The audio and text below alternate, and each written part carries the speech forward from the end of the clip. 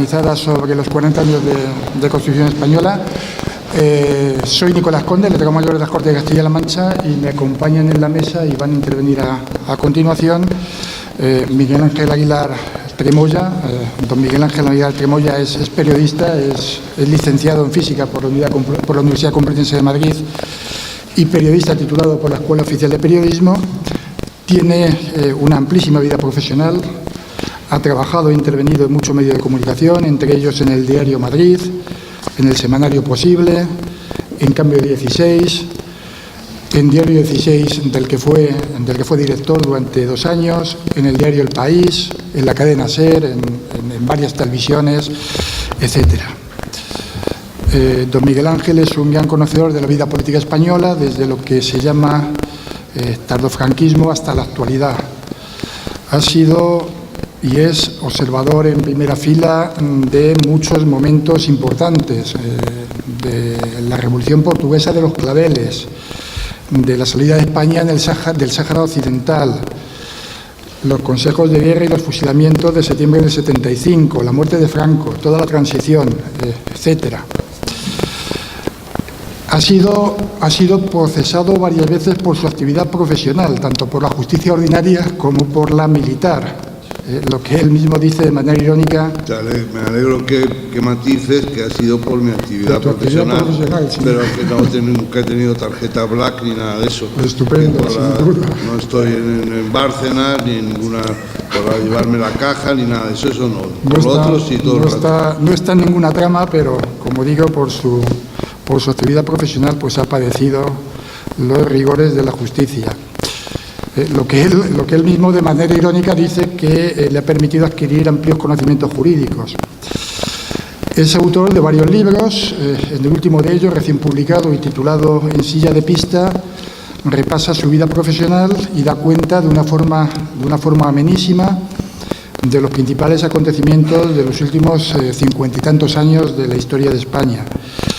Don Miguel Ángel nos va a hablar del papel de los medios de comunicación en el periodo constituyente. Nos acompaña también don Diego López Garrido. Don Diego López Garrido es doctor en Derecho por la Universidad Autónoma de Madrid y licenciado en Ciencias Económicas por el ICADE. Pertenece al cuerpo de letrados de las Cortes Generales y es catedrático de Derecho Constitucional de la Universidad de Castilla-La Mancha. Además de esa faceta profesional y docente, tiene una gran experiencia política. Don Diego fue diputado al Congreso por Madrid, si no estoy equivocado, entre la 5ª y la 10ª legislatura. Fue secretario de Estado para la Unión Europea entre los años 2008 y 2011 y en la tarde de hoy nos hablará sobre la reforma constitucional. Nos acompaña también en la mesa don Fernando Torres Villamor. Don Fernando es abogado toledano, licenciado en Derecho por la Universidad de Castilla-La Mancha y máster en Derecho Constitucional por esta universidad, por la Universidad de Castilla-La Mancha. Ha sido secretario del Colegio de Abogados de Toledo y profesor de su Escuela de Práctica Jurídica, de la Escuela de Práctica Jurídica Sisto Ramón Parro. En la actualidad es consejero electivo del Consejo Consultivo de Castilla-La Mancha. Su mandato actual en el 5º del Consejo comenzó en septiembre de 2016 y también fue consejero electivo durante el cuarto mandato del Consejo entre 2011 y 2016. Don Fernando nos hablará sobre la monarquía parlamentaria. Y también nos acompaña en la mesa doña María Elena Rebato Peño. Doña María Elena es nuestra anfitriona por antonomasia. Es la coordinadora de estas jornadas, sin cuyo trabajo y desvelo pues seguramente no se podrían haber llevado a cabo. Por lo tanto, les estamos todos sumamente agradecidos. María Elena es doctora en Derecho por la Universidad de Castilla-La Mancha y profesora titular de Derecho Constitucional en la misma. Imparte clases en esta Facultad de Ciencias Jurídicas y Sociales aquí en Toledo. Es autora de la monografía La detención desde la Constitución y de varias publicaciones sobre derechos fundamentales y otras materias de derecho constitucional. Y doña María Elena esta tarde nos va a hablar sobre la vigencia del concepto de democracia representativa en España. Bueno, tras esta corta presentación, doy la palabra a los asistentes por el turno de presentación y yo creo que por un término, digamos, o por un tiempo de aproximadamente 15-20 minutos para después abrir un turno final de interpelación, posible interpelación entre nosotros y de intervención del público. Así que sin más, cedo la palabra a don Miguel Ángel Aguilar. Muy bien, muchísimas gracias. Sí, yo creo que lo que puedo hacer es dar unas cuantas pinceladas y después ya completamos el asunto con las preguntas, yendo un poco a las cuestiones que quieran plantear los participantes en esta jornada. Bueno, el papel de los medios de comunicación, la función de los medios de comunicación en el periodo constituyente. Al principio, o sea, partíamos, hay que entender qué medios de comunicación había, cómo llegamos a ese umbral, quiénes llegan, quiénes toman la salida ahí, porque si no, no se entiende. ¿Cuál era el material humano y cuáles eran los medios que estaban operativos? Entonces, veníamos de primero de 40 años, desde el año 38, bueno, hasta el 66, de veintitantos años, de 30 años, de una ley de prensa que era la ley de prensa del cuñadísimo de Serrano Súñer, que entendía que la prensa era un sistema de propaganda al servicio del Estado y que establecía la censura previa y que establecía las consignas. O sea, no solamente el régimen se reservaba lo que se podía publicar y lo que no, los periódicos eran entregados con anticipación en las delegaciones del Ministerio de Información y Turismo de toda España y pasaban por manos de los censores, y lo que no estaban conformes pues había que eliminarlo. Pero no solamente eso, sino también las consignas, es decir, que había que publicar, que integrar de manera obligatoria aquello que el régimen quería. Por ejemplo, muchos editoriales. Con motivo de la fiesta, no sé qué, de la exaltación de la jefatura del Estado, de su excelencia, tal, publicará usted un editorial en la primera página de tantas columnas exaltando el trabajo inmenso y la dedicación y la entrega del generalísimo, tal. Y había que hacerlo, que era obligado. Ese era el sistema. Eso queda eliminado y sustituido por la ley de Fraga. La ley de Fraga, que quitaba todos esos perfiles más duros, más fin de época bélica prácticamente, y parecía el artículo primero pues la libertad, y el artículo segundo ahí te espero, porque era para el que se atreva, que sepa que nos lo vamos a llevar por delante, que él se quedaba, el Ministerio, con la capacidad de sancionar directamente, sanciones inmediatamente ejecutivas, que podían recurrirse, ya veremos cuándo y a dónde. Y eso a los medios, con multas, con suspensiones, y a los periodistas. Y un periodista con 3 sanciones graves quedaba eliminado para tener ningún puesto, ninguna jerarquía en ningún periódico. Entonces, había que medirse un poquito. Yo solo viví en el Diario Madrid. El Diario Madrid, junto con otra media docena, no más, de medios informativos, intentó explorar las posibilidades que ofrecía la ley de Fraga. En esa exploración pereció. Primero tuvo 4 meses de cierre con motivo de un artículo público, una editorial, firmado, que se titulaba "Retirarse a tiempo, no al general de Gaulle", pero que aquí lo leyeron "Retirarse a tiempo, no al general Franco", y eso pues supuso 4 meses, primero 2 meses y luego fueron prorrogados otros 4 meses de cierre a contar del 30 de mayo de 1968.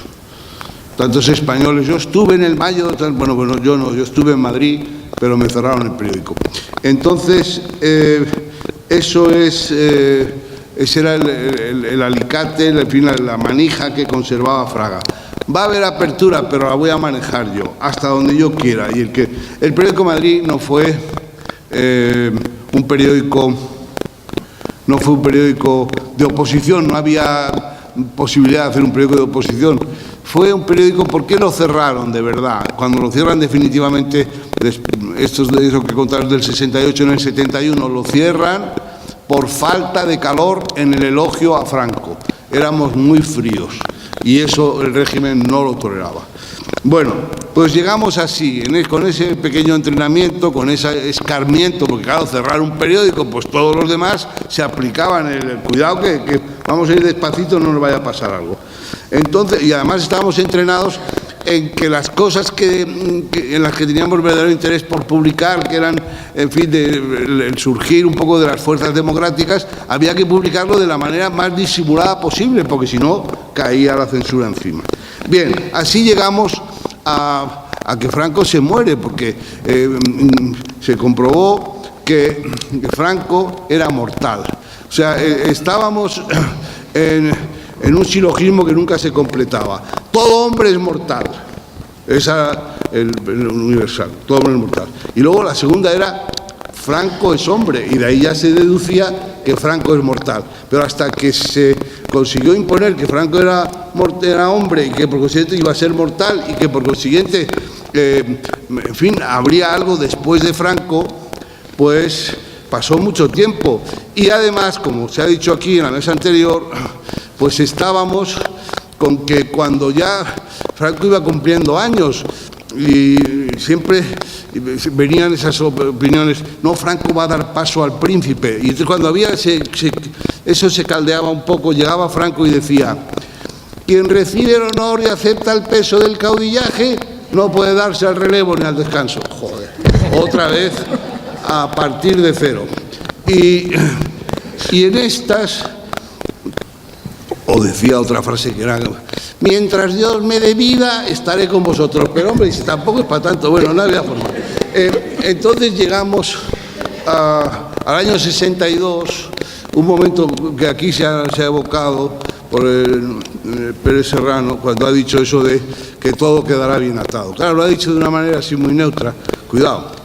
Cerro de Garavitas, lugar de enfrentamiento sangriento durante la Guerra Civil. Y entonces ahí se convoca, se va montando la Confederación de Excombatientes. Primero son los alferes provisionales, luego los marineros voluntarios de la Cruzada, luego los escautivos, luego bueno, ahí se va sumando todo Dios, y entonces los convocan en el Cerro de Garavitas. Llega Franco, mira a aquella gente, algunos que miraban ya y dicen: este tío ya tiene 70 años, ¿qué va a pasar? Entonces Franco dice aquello genial de: todo quedará bien, después de Franco, todo quedará bien atado y bien atado bajo la guardia fiel de nuestro ejército. Le da al ejército la función de ser la garantía de la perennidad del régimen. Esto es tremendo. Y así vamos caminando. Entonces, así llegamos a que Franco tiene la primera muerte y la segunda muerte de Franco, porque hubo un primer momento en el año 74, pero de ahí salió y no quiso, yo creo, perderse el final, porque llegamos en septiembre y teníamos el tema del Sáhara, pero teníamos también, Franco termina como empezó, o sea, fusilando. Empieza su promoción rápida fusilando un legionario cuando instruía la segunda bandera de la Legión, y concluye el 27 de septiembre de 1975 con 5 fusilamientos. Y entonces estaba muy preocupado, por ejemplo, Laureano López Rodó, bueno, voy a dejarlo, pero que decía: claro, el príncipe tiene que tomar la provisional, la posición provisional, porque es que si para una persona en plenitud de facultades darle el enterado a un fusilamiento ya es muy fuerte, para uno que está en una situación tan débil, o sea, hacía falta en la jefatura del Estado alguien con sangre, joven y tal, para poder seguir fusilando lo que hiciera falta. Entonces, esta es la situación. ¿Qué pasa? Muere Franco y, como dijo muy bien nuestro amigo que lo traje yo de Francia, pero en fin, no era exactamente para eso, pero lo dijo cuando le traje. Me refiero al fundador del Felipe, que ahora sí me ha ido el nombre, nuestro, Diego, el fundador del Felipe, hombre. Bueno, oye, esto me molesta mucho, ponlo ahí. Yo esto no sé usarlo, pero luego ya te has apagado. Bueno, que era un genio, que fundó el Frente de Liberación Popular, dijo que lo sacaron del escalafón diplomático, lo expulsaron, lo metieron en un consejo de guerra, lo baldaron. Cuando llegó aquí dijo, cuando murió Franco, Julio Cerón, cuando murió Franco, el desconcierto fue grande. Hizo una pausa y dijo, no había costumbre. Entonces, hubo un gran desconcierto porque no había costumbre. Y muere Franco y entonces se averigua enseguida, porque habíamos tenido lo de la Revolución de los Claveles y eso había sido un escarmiento. ¿Cómo los militares portugueses, educados en la fidelidad al salazarismo, terminan con el régimen salazarista?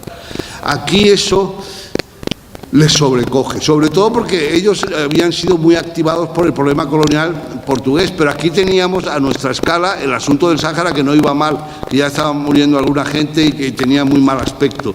Entonces los de la UMD, aparecen los de la UMD, que eran 22, pero aquí lo vieron como, bueno, esto es el movimiento de las Fuerzas Armadas portugués, y se cogen un pánico tremendo, y ahí se produce la divisoria de las aguas.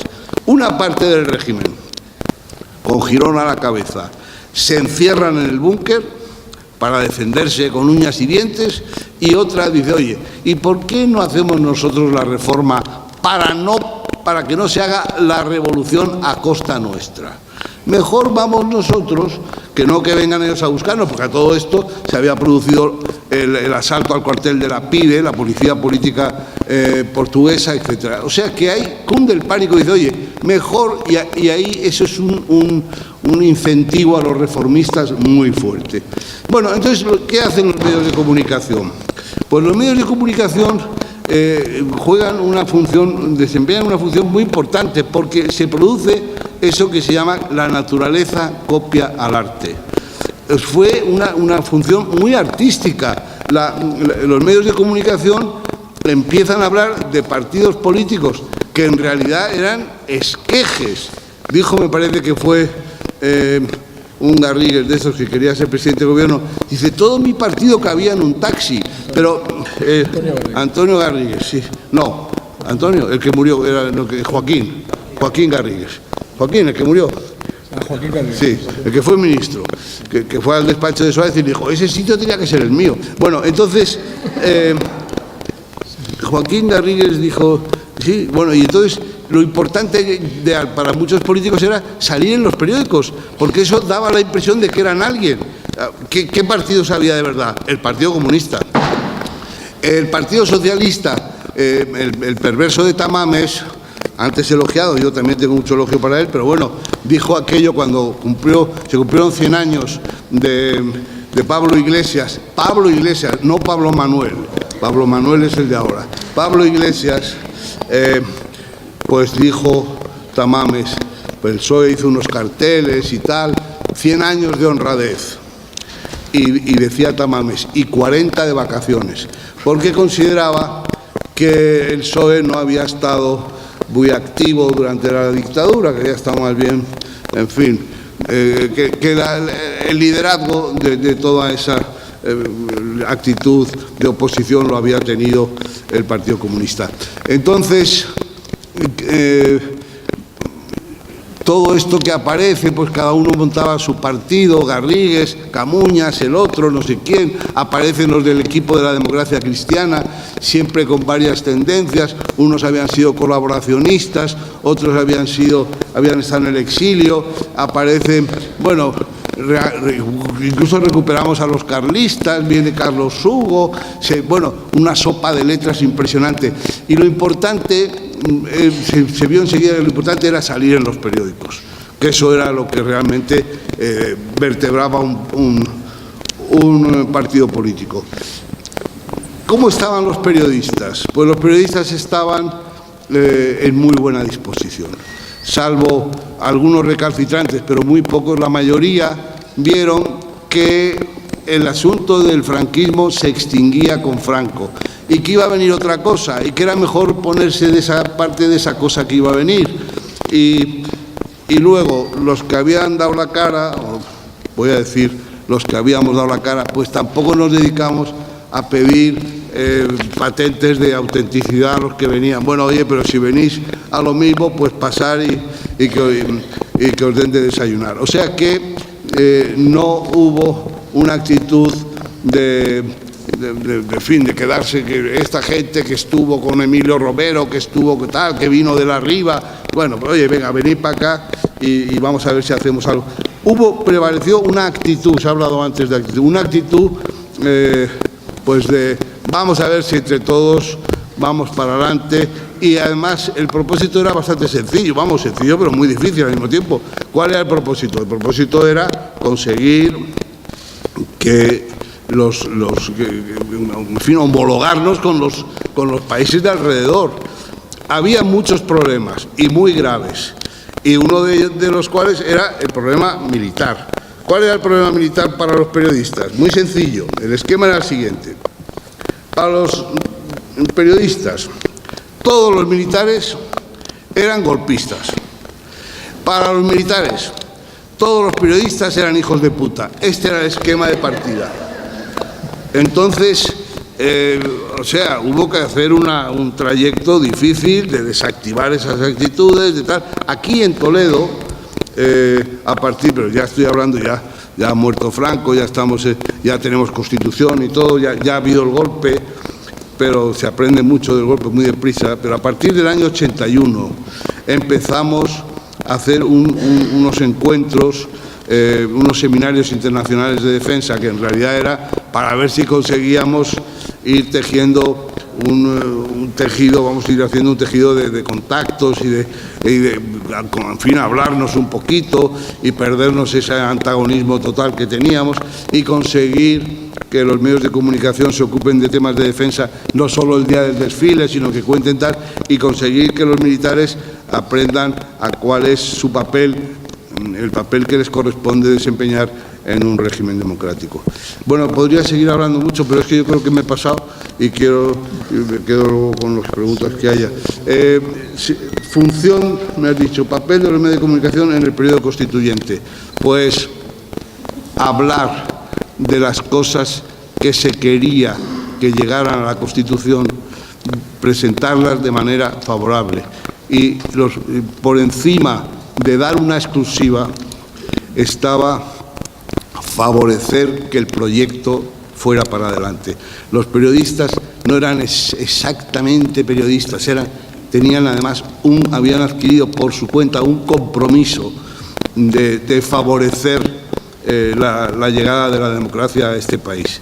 Y salvo, como siempre, los más listos, estos que consideraban que era una gran exclusiva, pues dar hacer una entrevista a los encapuchados de ETA o cosas por el estilo.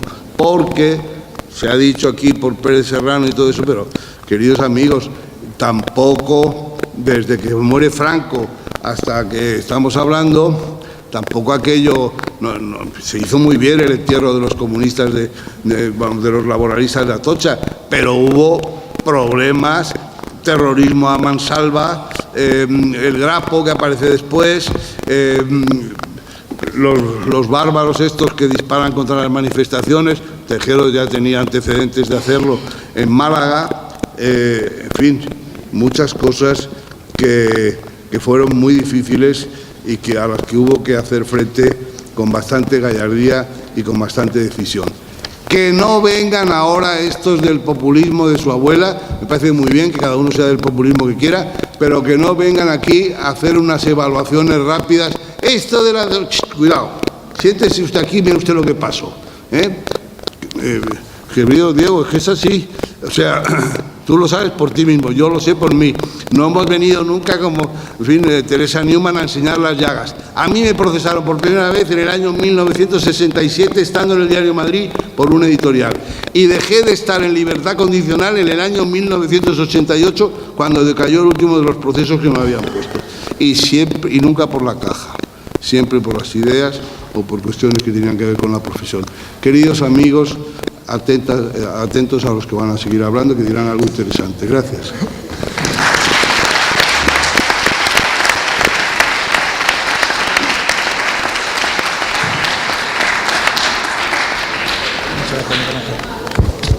Muchas gracias, Miguel Ángel. Don Diego. ¿Con este? Sí, para, bueno, con los dos. Muy bien. Muy bien, pues muy buenas tardes a todas y a todos. Y gracias a Nicolás Conde Flores, que modera muy bien esta mesa, a Francisco Javier Díaz Reborio y a Joaquín Sánchez Garrido, que dirigen estas jornadas, muy, como siempre, en este ámbito del derecho constitucional y de la Facultad de Ciencias Jurídicas y Sociales de Toledo, siempre muy al loro, como se suele decir, muy en el tema. Este año se cumplen 40 años de la Constitución Española y estas jornadas son muy oportunas y denotan reflejos y la coordinación inestimable de quien está aquí a mi izquierda geográfica, que es María Elena Rebato Peño, y que ha estado cuidando todas estas cosas, y le agradezco muchísimo su dedicación. Es un placer el estar en una mesa redonda aquí, pero especialmente cuando tengo aquí a mi lado a Miguel Ángel Aguilar, que me he enterado que es licenciado en físicas, cosa que no sabía, y todos los días se aprende algo. Yo iba para astrónomo, pero soy de física y luego me degeneré. ¿Y cómo llamamos a periodista? Pues como respondió Juan Belmonte. ¿Cómo su picador ha llegado con el nuevo civil de Huesca? Dijo, pues degenerando, porque yo llegué a periodistas degenerando de astrónomo. Muy bien. Luego, pues también tengamos aquí, lo vamos a escuchar a Fernando Torres Villamor y a la citada María Elena.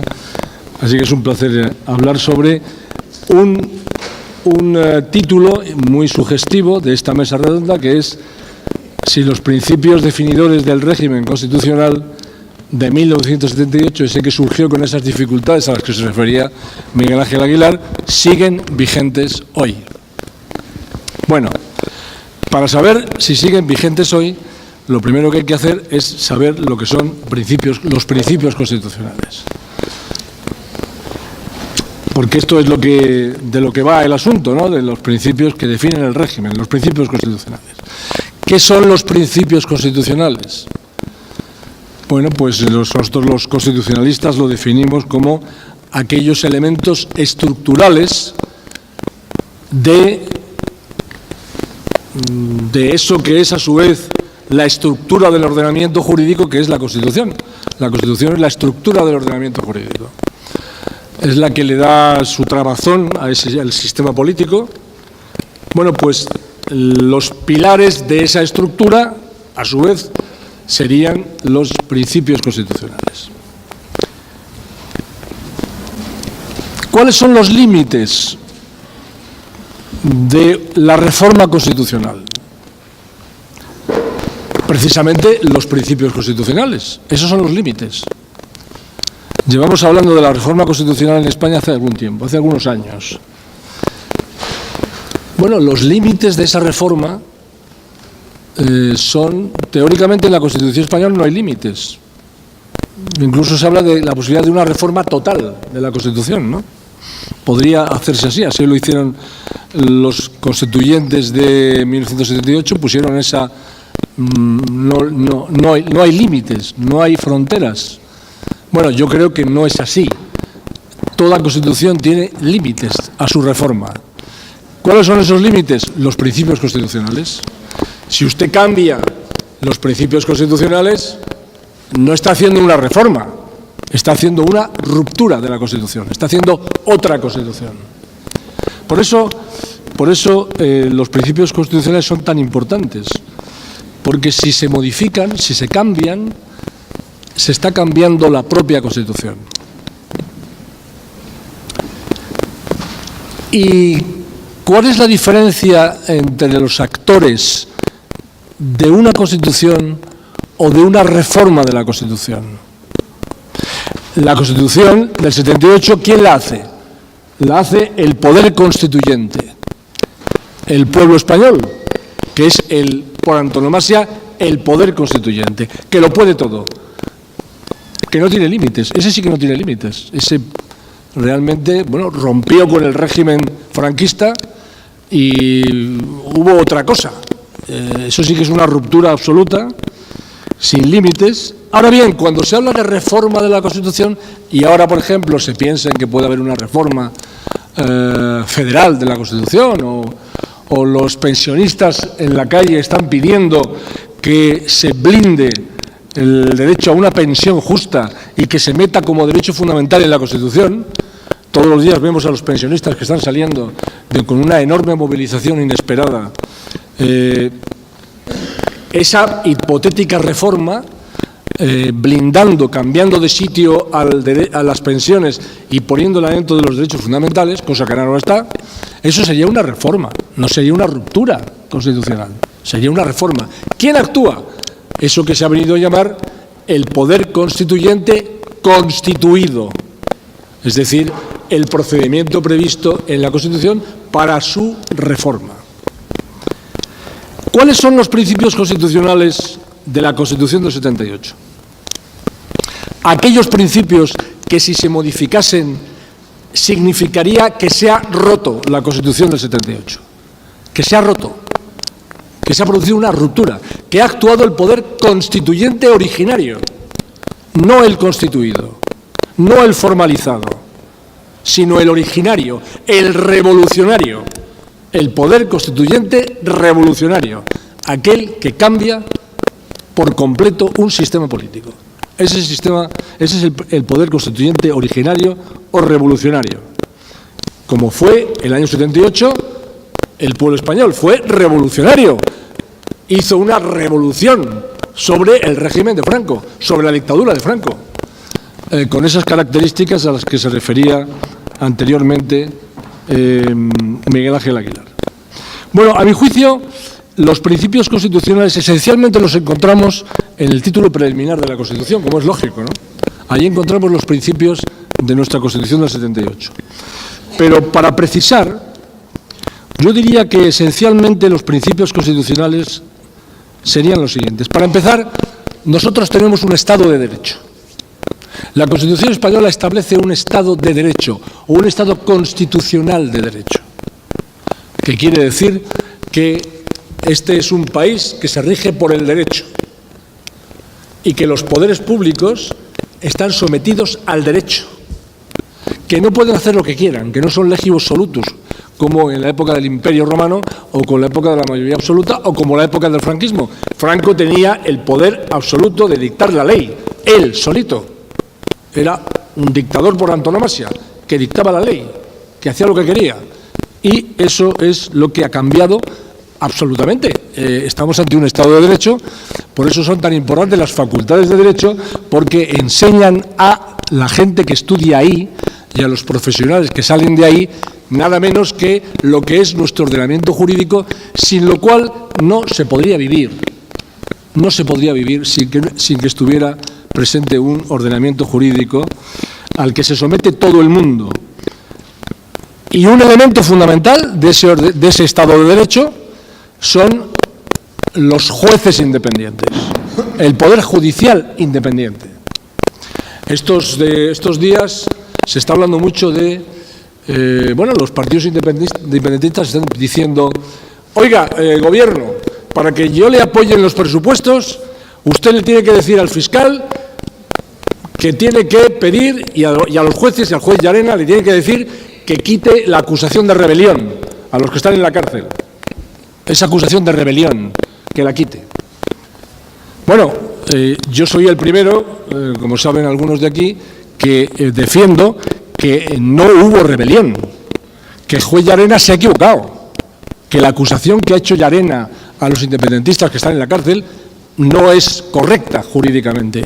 No hubo una rebelión, una insurrección armada, masiva en Cataluña meses atrás, o casi un año atrás. No lo hubo.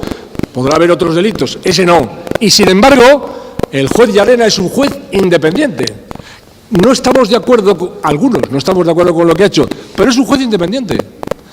Y yo recuerdo hace poco, en una cena que estuve compartiendo con algunos independentistas catalanes, les decía, oye, que convenceros de que no le podéis pedir al gobierno que le dé órdenes a los jueces, porque España es un Estado de Derecho donde hay separación de poderes.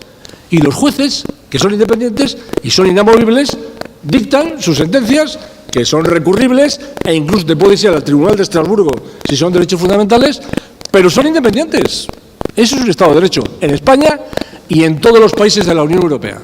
Y ahora mismo, precisamente, como no lo están haciendo bien en Polonia y en Hungría, la Unión Europea les ha sacado un expediente que les puede quitar el derecho al voto en la Unión Europea a estos dos países. Porque estos dos países se caracterizan en este momento por quitar poderes a los jueces y cambiar a los jueces que no les gustan. Bueno, principio fundamental, el Estado de Derecho. Segundo gran principio de nuestra Constitución, la democracia. Se pasó de la dictadura a la democracia. Nosotros tenemos un régimen democrático. Si no, no podríamos estar en la Unión Europea. Por cierto, algo que también les decía yo, paréntesis, a los mis queridos amigos independentistas, les decía, oye, ¿por qué debíais de decir a menudo que si Cataluña se sale de España, automáticamente está fuera de la Unión, en el minuto 0,1, fuera de la Unión Europea?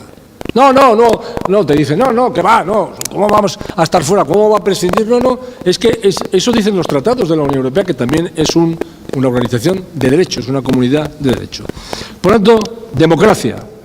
La democracia en España tiene una forma de gobierno que es la monarquía parlamentaria, de la que creo que vamos a escuchar algo después y por eso no hace falta que yo profundice al respecto. Es una monarquía parlamentaria la forma de gobierno que tiene en nuestro país y es un país, además, es una democracia representativa, como luego también María Elena nos contará, pero tiene una característica fundamental, que es un país muy descentralizado políticamente.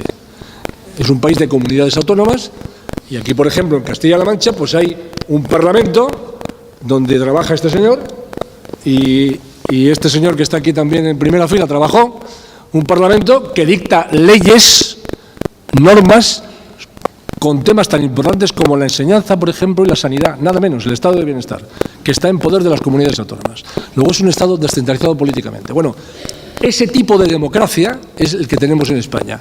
Segundo gran principio constitucional, la democracia. Tercero, los derechos fundamentales. Ya decía el artículo 16, me parece, de la Declaración de Derechos del Hombre y del Ciudadano, la Revolución Francesa, decía que país que no tiene derechos fundamentales y libertades no tiene Constitución. En España existen derechos fundamentales que son garantizados por los jueces, en última instancia por el Tribunal Constitucional, y ese es el tercer gran principio de nuestra Constitución. Y además de eso, hay que incluir la parte económica, de la que no se suele hablar. España es una economía de mercado, es una economía de libre empresa y libre mercado, pero es un Estado social, que lo dice el artículo 1 de la Constitución. Es un Estado social, es decir, en donde hay una garantía sobre la enseñanza, la sanidad, las pensiones, etcétera. Eso en España se tiene que garantizar también. Y por eso tenemos ese principio constitucional que yo sé que esto le va a parecer muy bien a Miguel Ángel Aguilar, que es presidente de la Asociación de Periodistas Europeos, y que España está en la Unión Europea, y a mi juicio, no sé si esto es muy atrevido decirlo, a mi juicio, si España se fuera de la Unión Europea, como se quiere ir el Reino Unido con el Brexit, eso a mi juicio sería inconstitucional ya. porque es irreversible que España forma parte de la Unión Europea y por eso se preparó la Constitución. Bueno, yo le voy a hacer una comparativa, para ir terminando, de todo esto que he dicho, de los principios de nuestra Constitución, que a mi juicio, contestando a la pregunta esta que nos hacía los directores y la coordinadora de estas jornadas, ¿los principios definidores del régimen constitucional español siguen vigentes? Contesto, sí, siguen vigentes. A mi juicio, siguen vigentes. Otra cosa es que puede haber reformas constitucionales, pero yo creo que estos principios que yo he dicho, esos siguen vigentes en España. A pesar de amenazas importantes como hemos tenido. Hemos tenido la amenaza del golpe de Estado al que se refería Miguel Ángel. Hemos tenido la amenaza del golpe de Estado. Hemos tenido una crisis económica en los últimos 10 años terrible, terrible. Hemos tenido una acción terrorista que cuando llegó la democracia fue aún peor que antes de la democracia. No olvidemos eso. Es que ETA ha sido mucho peor contra la democracia que contra Franco. Y eso también lo hemos tenido y la Constitución española ha sobrevivido. Y hemos tenido y vivimos ahora mismo un llamado procés soberanista catalán y también la Constitución española está manteniéndose firme ante eso que sin duda es una amenaza a la persistencia de los principios constitucionales de España. Bien, yo acabo de llegar de Cuba hoy a las 2 de la tarde. Ha llegado el avión desde La Habana. He estado 10 días en Cuba. Y en Cuba hay un debate ahora mismo que me sirve para terminar esto y para que se vea claramente qué es esto de los principios constitucionales. En Cuba hay un debate, por cierto, que ningún país del mundo lo ha hecho, ¿eh? Hay un debate tremendo en la población cubana, en todos los barrios, en todos los sitios, sobre la nueva Constitución cubana. El nuevo proyecto constitucional. Hay un nuevo proyecto constitucional en Cuba, del cual habló Raúl Castro hace algún tiempo, que parece ser que va a ser refrendado en febrero del año que viene por el pueblo cubano y que se va a publicar y va a estar en vigor. Esa es la previsión. La previsión. En Cuba tampoco se sabe mucho si una cosa se va a cumplir o no, tampoco se sabe mucho en Cuba, precisamente, ¿no?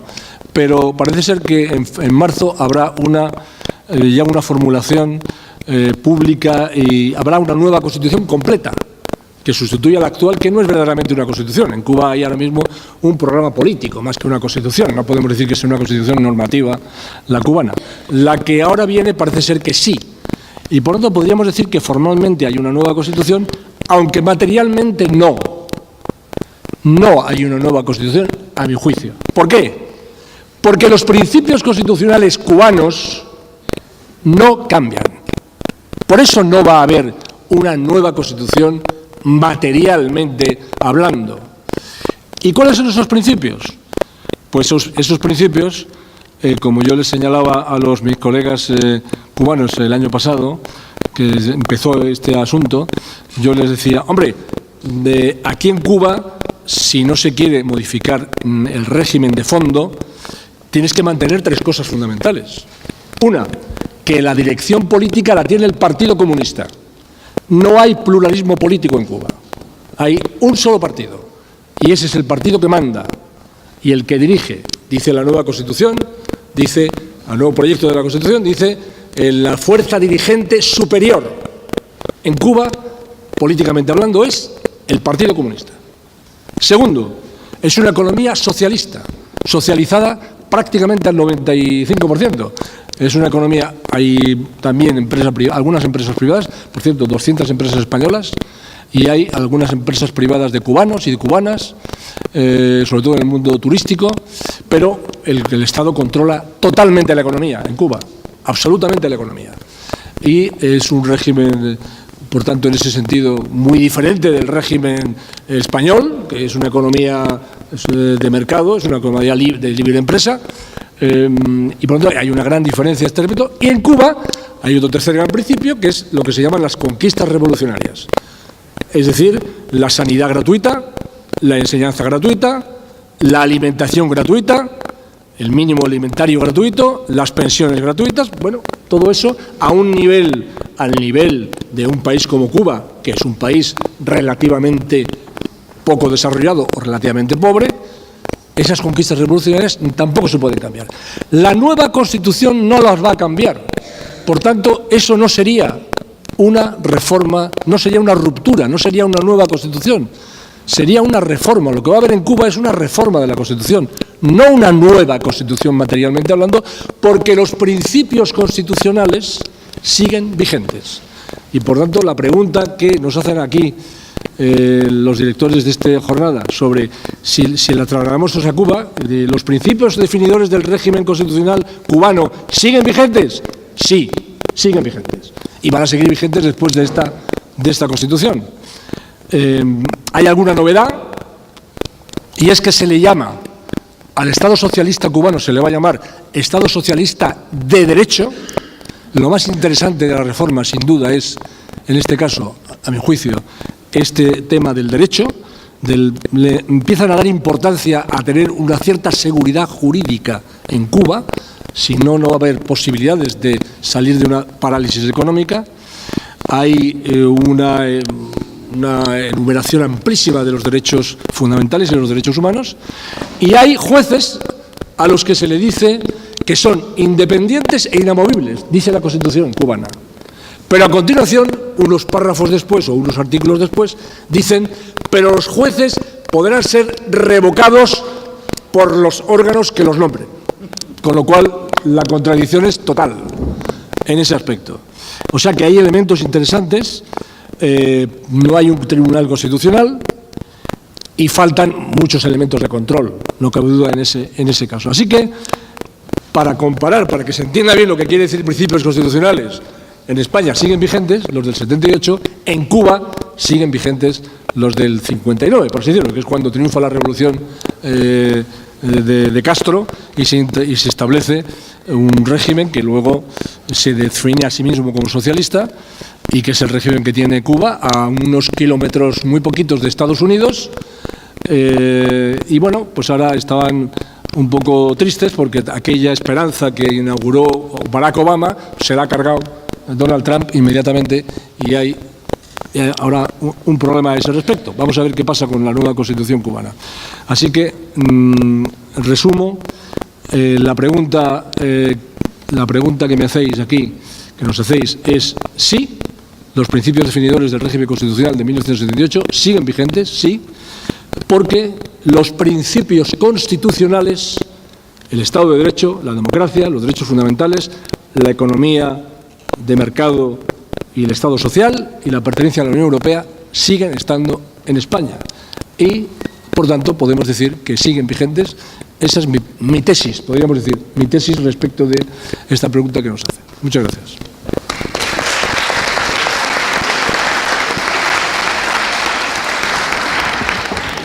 Muchas gracias, Diego. Cedemos la palabra. Bueno, pues buenas. ¿Se me oye? No, con este no. A ver si con este. Ah, vale. Bueno, buenas tardes a todos. Gracias a la organización y a mí mismo, como miembro del Consejo Consultivo y organizador del tema, también me doy a mí las gracias. Una primera apreciación. Yo hice la carrera en la Universidad Complutense, porque entonces cuando empecé todavía aquí no había, o sea que tengo ya unos anitos también en los que he conocido y tuve la oportunidad de mi primer acto electoral fue votar la Constitución gracias al decreto por el que la mayoría de edad de los 21 se bajaba a los 18 para facilitar que los jóvenes pudiéramos votar en aquel momento. Bueno, yo comparto en gran parte lo que ha dicho Diego López Garrido, no puede ser menos como buen catedrático que es y que por supuesto sabe muchísimo más que yo.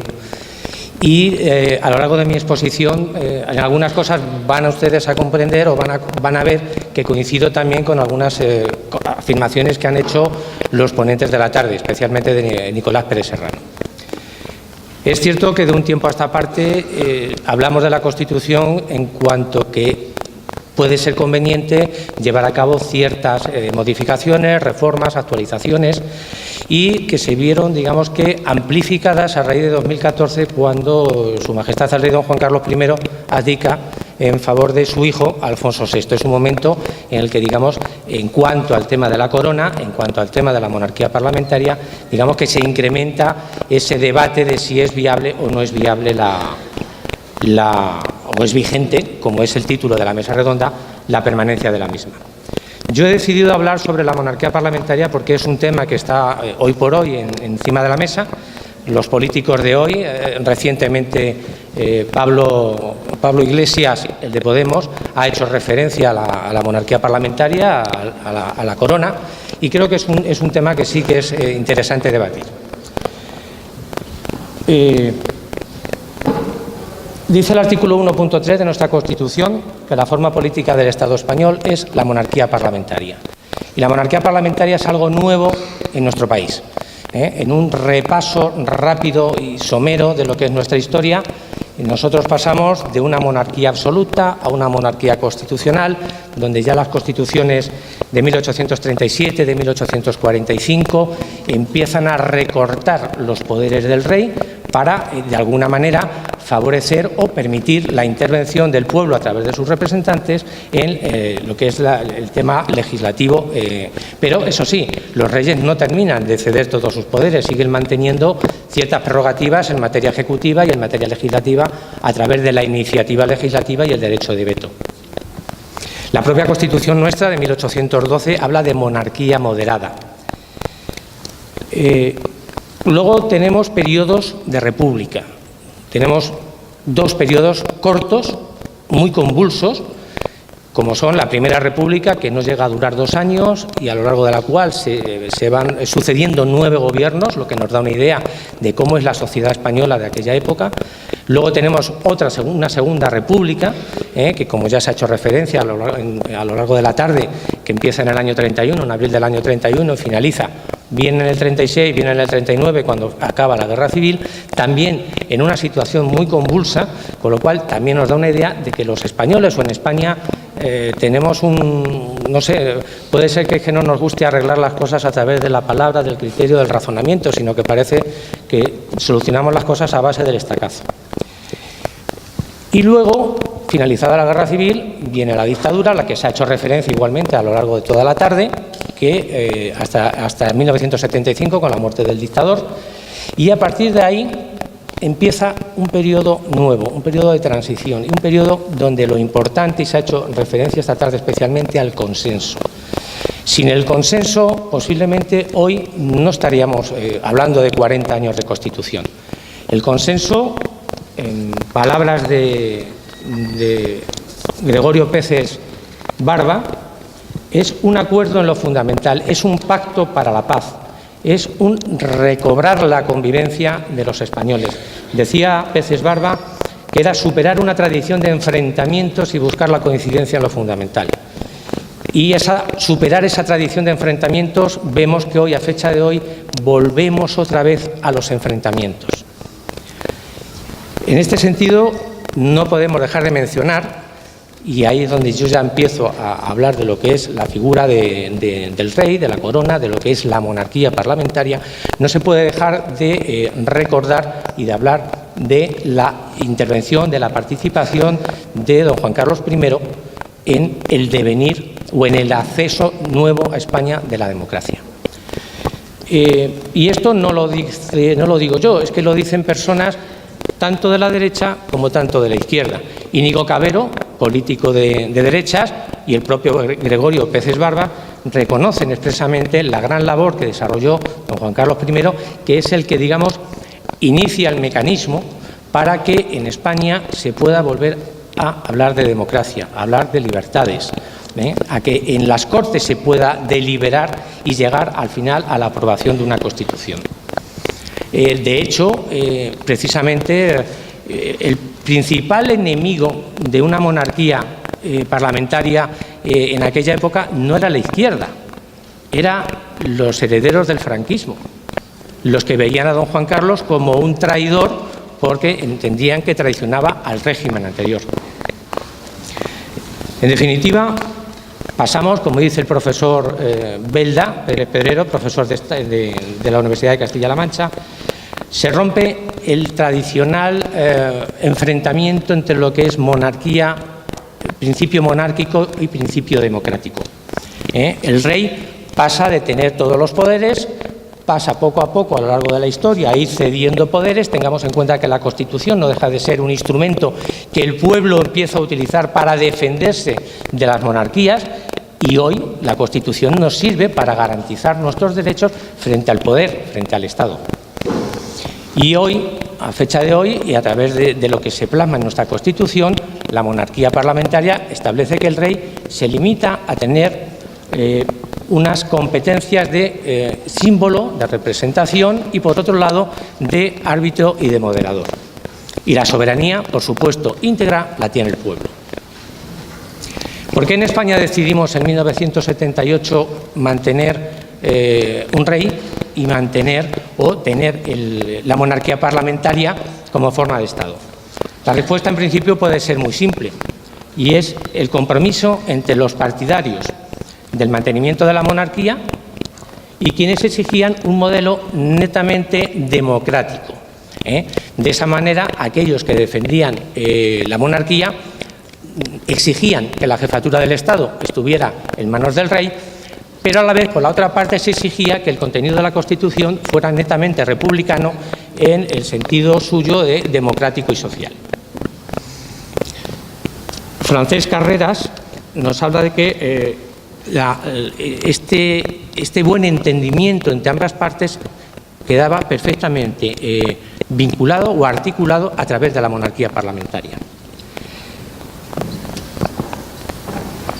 A todos los que piensan que la monarquía parlamentaria no está legitimada porque dicen yo no la he votado, la monarquía parlamentaria está legitimada democráticamente a través del referéndum.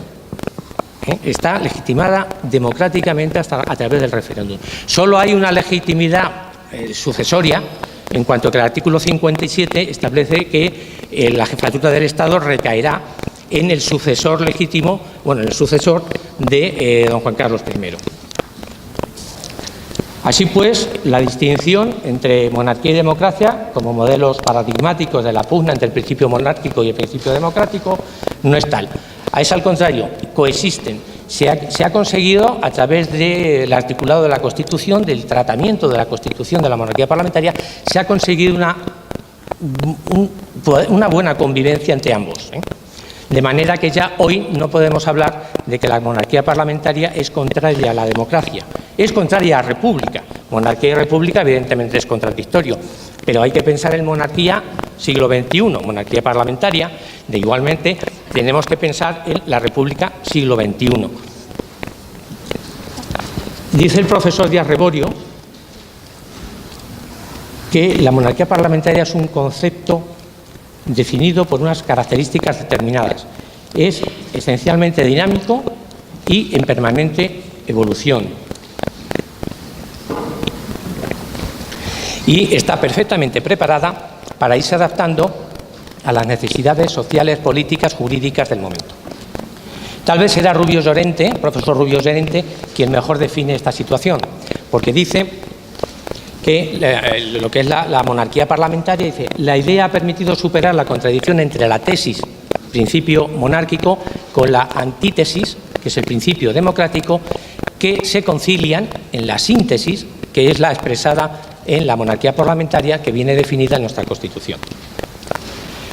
¿Y hasta qué punto podemos constatar que a través de aquel acuerdo, a través de aquel consenso, la monarquía parlamentaria ha sido un buen invento? Pues porque se llega a hablar, por ejemplo, aquella frase que se le imputa a Felipe González de yo soy monarquicano, o como otros que hablan de república coronada, o como Juan Fernández López Aguilar, que habla de la republicanización de la monarquía parlamentaria. Es decir, gente de izquierdas y gente de derechas admiten que la monarquía parlamentaria es el elemento que nos ha permitido, en principio, ordenar y mantener una convivencia que hasta ahora está siendo pacífica, con todos los problemas y con todos los fallos que podamos decir. Decía Peces Barba que la monarquía parlamentaria tiene tres grandes pilares. Primero, el origen democrático al que antes ya he hecho referencia. Segundo, que la legitimidad de su ejercicio se consolida en la vieja idea de Montesquieu del honor que caracterizaba la monarquía. Y él dice que el honor en la monarquía actual, la monarquía parlamentaria plasmada en nuestra Constitución, se traduce en el respeto y la lealtad a la Constitución y a los principios que la inspiran. Que en tanto en cuanto, dice Peces Barba, que insisto, no es en absoluto nada sospechoso de ser monárquico, aunque ya falleció el hombre, dice, no es necesario sucesivas elecciones periódicas para ratificar el mandato originario que recibió la monarquía parlamentaria en el referéndum de diciembre de 1978. Y un tercer pilar fundamental, que es la neutralidad.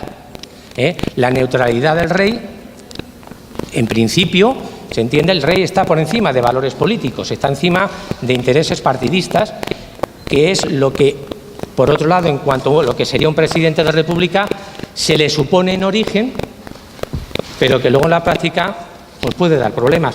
Y, de hecho, puede haber algún ejemplo en la historia, en la Segunda República, si mal no recuerdo, aunque de eso hay opiniones para todos los gustos, no sé si fue en las elecciones del 33 o del 34, no recuerdo exactamente, a lo mejor usted que es historiador me lo va a poder aclarar, nos lo va a poder aclarar a todos, no sé si gana la CEDA, ganan las derechas y el gobierno lo forma la izquierda. Pues bueno, no, pues luego fue un gobierno de derecha, pero que creo que luego por ahí vino lo de la revolución del 34. Bueno, para no salirme del tema.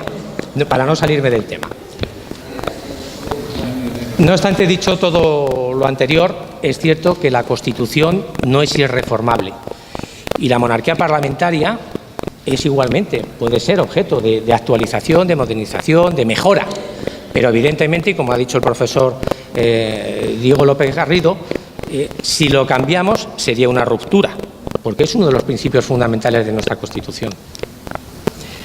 Y las constituciones, y aquí hago referencia al profesor Diego López Garrido, las constituciones están para reformarse. Un artículo que publicó usted y que he leído, están para reformarse. Dice, no como la alemana, que lleva ya cerca de 60 modificaciones, pero es lo cierto que en 40 años España, Europa y el mundo en general ha cambiado tanto que sí puede ser preciso pensar en algunas cosas que hay que actualizar, que hay que mejorar o que hay que reformar. Conclusión, desde mi punto de vista y personalmente opino que lo que es la monarquía parlamentaria sigue vigente. El rey no deja de ser ya hoy por hoy un símbolo, tiene competencias de representación, tiene competencias de moderación, pero no tiene ningún poder ejecutivo. Sus actos son debidos, sus actos son refrendados, con lo cual estamos hablando de ya hay que olvidarse de lo que es la idea de la monarquía antigua que teníamos y defender que, por lo menos a fecha de hoy, la monarquía, y en opinión de tratadistas, ha servido y sigue sirviendo a los intereses de España, a los intereses del Estado, y como tal sigue vigente. Sin perjuicio de que el pueblo español, que es el que tiene la soberanía, como antes también nos ha recordado el profesor Díaz López Garrido, pueda entender que hay que cambiarlo, pues en ese caso se cambiará. Pero es cierto que la monarquía parlamentaria ha cumplido con su deber. Ha habido casos en los que ya ha demostrado una clara defensa de la Constitución y del orden constitucional, como en el 23 de febrero, opinión que defienden varios autores y profesores, como por ejemplo la profesora Elena Rebato, y recientemente, hace poco más de un año, con ocasión del presunto, ya veremos, del golpe de Estado o del intento de secesión por parte de las autoridades catalanas del actual rey, que como jefe de Estado, pues ya saben ustedes que también salió a la palestra y también, pues entiendo que también hizo una defensa de la Constitución, del orden constitucional. Por mi parte nada más que hablar y bueno, pues si luego quieren ustedes alguna aclaración, quedo a su disposición. Para luego. Gracias. No, luego te haré una pregunta.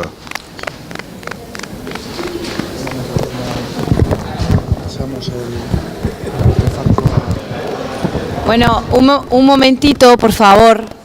Os ruego minutitos, ¿no? Bueno. De la negación es Bueno. Vale, gracias. Bueno, os ruego 5 minutitos, por favor. Yo sé que estáis cansados, que lleváis desde las 4 aquí, pero os pido, por favor, que aquellas personas que no tengan un problema vital que les requiera salir en este momento, aguanten 5 minutitos. Yo no voy a hacer uso de los 15 minutos que me corresponderían por varios motivos. Primero, porque no hay tiempo, la facultad nos cierra, nos están presionando porque cierran a esta hora. Y segundo, porque bueno, yo creo que ya hemos sobrepasado el tiempo, digamos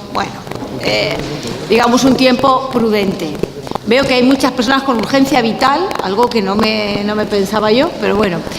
Entonces, simplemente cerrando un poquito y solamente por dar 2 pinceladas, a mí la mayoría de los presentes aquí me van a ver mañana, si Dios quiere, en clase, amenazo con salvo fuerza mayor, con lo cual se lo puedo contar a ellos. Los demás pues se lo van a perder. Yo no tengo aquí mi libro, con lo cual no les voy a poder remitir a mi libro, pero sí que cerrando y siendo brevísima, porque bueno, la situación así me lleva a serlo. Quiero desde luego agradecer a los presentes aquí, a los ponentes que han hecho un esfuerzo por venir aquí y que todos me han hecho muy fácil mi trabajo y mi labor de coordinación. Esta es su casa y cuando quieran vuelvan por aquí, que les recibiremos lo mejor que sabemos y podemos. Cuando me invitaron a participar a esta mesa sobre si siguen vigentes los principios constitucionales, yo tenía clara una cosa, y era cuál iba a ser la reflexión, que además yo simplemente os invito, os lanzo esas ideas para que luego lo penséis en casa. Llevo años escuchándoos a vosotros, a los alumnos, hablar de la falta de legitimidad democrática del texto constitucional del 78, y no por ese proceso constituyente del que hablaba Santos Juliá, sino por algo que me parece una razón de mucho menor peso, como es: yo no voté esa Constitución del 78. Yo tampoco, yo tenía 4 años, no la voté. Por tanto, también en ese sentido carecería de legitimidad democrática para mí, pero creo que no es así. Últimamente se le critica falta de legitimidad democrática y se pide una vuelta al llamado directismo. Parece que la democracia representativa, nuestro Estado es un Estado democrático, un Estado de democracia representativa y una democracia de partidos. Los partidos políticos son el cauce a través de los cuales los ciudadanos ejercemos ese derecho de participación política. Se reclama una vuelta a los mecanismos de democracia directa, como si estos mecanismos de democracia directa tuvieran una mayor legitimidad democrática. Sobre todo se pide una vuelta a incluir en estados como el nuestro instituciones como el recall o la revocación del mandato. Instituciones que, bueno, de haber tenido el tiempo que yo creía que tenía, hubiera explicado cómo no cuadran de ninguna manera en nuestro Estado. Y además, y no quiero con esto transmitir una idea equivocada, países como Venezuela tienen el revocatorio de mandato, no me parece que sean un ejemplo de Estado democrático o que tenga mayor legitimidad democrática. Perú, el país con más revocatorios del mundo, y Estados Unidos, entre otros. En mi opinión, el revocatorio del mandato en un Estado democrático como el nuestro, en una democracia representativa de partidos, no es compatible. El mandato representativo casi excluye, per se, el mandato imperativo. Aunque es verdad que hay algunos autores, entre ellos además Gargarella, que está siendo muy crítico con el mandato, con la visión histórica que teníamos del mandato imperativo, dice, bueno, es que el Estado de partidos está condenado salvo que se implante el mandato imperativo. Yo creo que mandato imperativo y mandato representativo son términos contradictorios. Creo que no cabe la implantación y además dudo muchísimo que los mecanismos de democracia directa tengan una mayor legitimidad democrática que los mecanismos de representación política. Es verdad que se ha pasado, como dice un compañero que tendrán ocasión de ver ustedes aquí en las próximas semanas, Roberto Blanco Valdés, que se ha pasado de hablar de los problemas de los partidos a los partidos como problema. Bueno, es verdad que ha habido una desconexión entre el representante y el representado y que se acusa de esa desconexión precisamente a los partidos políticos, a los problemas que tienen esos partidos políticos. Yo creo que lo que se debe hacer es mejorar esa relación que siempre ha existido entre representante y representado, pero no acudir o no obviar que los estados democráticos actuales son fundamentalmente de democracia representativa. La democracia directa solo debe caber como complemento de la democracia representativa y, por tanto, que sería un error caer en el directismo sin más. Siento la brevedad, creo que he lanzado pues algunas reflexiones para que, bueno, pues luego en casa lo tengáis en cuenta y, bueno, si alguien tiene una pregunta brevísima, pues que la haga y si no, pues cerramos la sesión. Muchas gracias.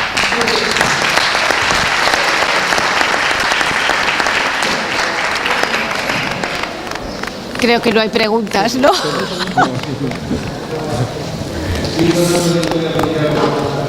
¿Qué hacemos?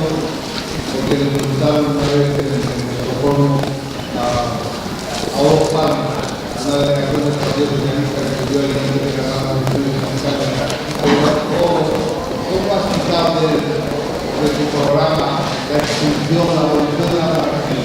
Y contestó, porque la monarquía se extinguirá con los comparecientes de la democracia. Ese es el problema que yo considero.